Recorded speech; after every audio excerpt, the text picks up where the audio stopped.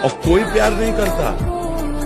मर गए तो 1-2 दिन रोना होगा, महीना 2 महीना चर्चा होगी, कूड़ा पड़ गया फिर तो सबको याद करता है। और ये बात जीते जी हम अगर समझ जाए कि हमारा कोई नहीं है, यहाँ से कुछ नहीं ले जाना है, जो ले जाना है वो है भगवान का नाम, भगवान का स्मरण, परोपकार, अच्छे कर्म, वो करे मनुष्य। उमा क्षमा सापौते बारी।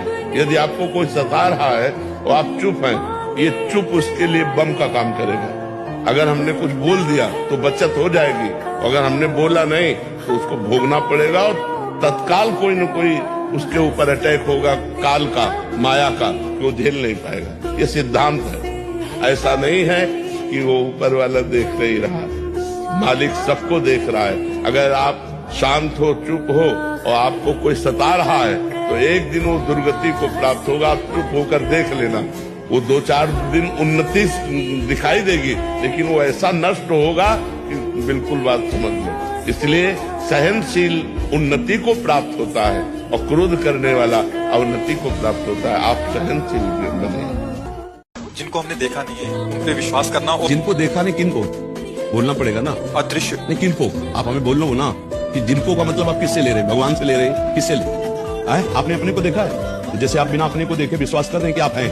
अभी तो अज्ञान से आप अपने को स्त्री मान रहे, लेकिन आप है ना, कुछ भी है आप है ना, आप मानते हैं ना अपने को। ऐसे वो है जो तुमको पैदा किया है, जो चीज के तुम अंश हो। शरीर को पैदा करने वाला पिता और पिता को पैदा करने वाला भी पिता और सबका परम पिता वही है ना। तो जैसे तुम हो, अपने को जाना नहीं फिर भी मानते हो, ऐसे मान लो तो तुम जान जाओगे। तो आप अपने को जानते हो। कै साल का शरीर है तुम्हारा? 47 साल हो गए 3.5 हाथ के मकान में रहते हुए, कभी 1 सेकंड अपने आप को नहीं जाना है आप अपने को। तो फिर आप कितनी बुद्धि रखती है परमात्मा को जानने की? आप ये कैसे कह सकते हैं कि मैं उसको कैसे मानूं जिसको देखा नहीं? आप अपने को नहीं देखा तो आप मान रही हैं कि आप हैं, और आप ये भी मान रहे हैं कि ये ढांचा आपका नहीं है, ये जलेगा मरेगा।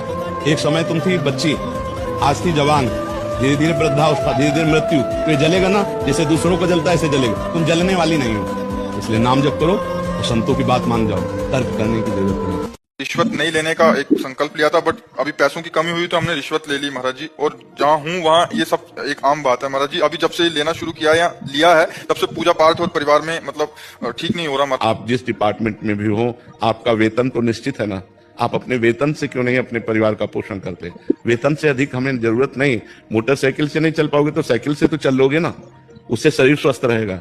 और हराम की मोटरसाइकिल लोगे तो एक्सीडेंट हो जाएगा, चलने लायक नहीं रहोगे। समझो, ये अधर्म का पैसा हमको कहीं ना कहीं जाकर के ऐसा भिड़ा देता है जहां हम दुखी हो जाते हैं। बेईमानी अधर्म का नहीं, ये लेने में अच्छा लगता है, लेकिन हृदय और परिवार 2 पर ये फर्क पड़ जाएगा। और परिवार के बच्चों पर, परिवार के सदस्यों पर प्रतिकूल ऐसा प्रभाव पड़ेगा, कलह, अशांति, और ज्यादा अपवित्र धन आ गया तो अपंगता, ऐसे बहुत से घटनाएं हो जाएंगी जिनमें पूरा जीवन बर्बाद हो जाएगा।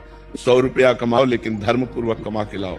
उस 100 रुपया से परिवार का पोषण करोगे तो सबकी बुद्धि शुद्ध रहेगी, सब प्रसन्न रहेंगे, सब स्वस्थ रहेंगे। 1 लाख कमा के लाओगे, अस्वस्थ हो जाएंगे, बुद्धि खराब हो जाएगी। ईमानदारी का पैसा, वो भले साइकिल से चलो, भले दाल रोटी खाओ, भले साधारण कपड़े पहनो, सुख से रहोगे, शांति से रहोगे। सहजता से दे रहा है कोई? सहजता से कौन देता है? सब अंदर से पीड़ित होकर के देते। सहजता से कोई घूस देता है? सहजता से वो तुम्हें केवल बातें बनाने के लिए कह सकते हो कि भाई उसने प्रसन्नता से दी। प्रसन्नता से कोई घूस देता है?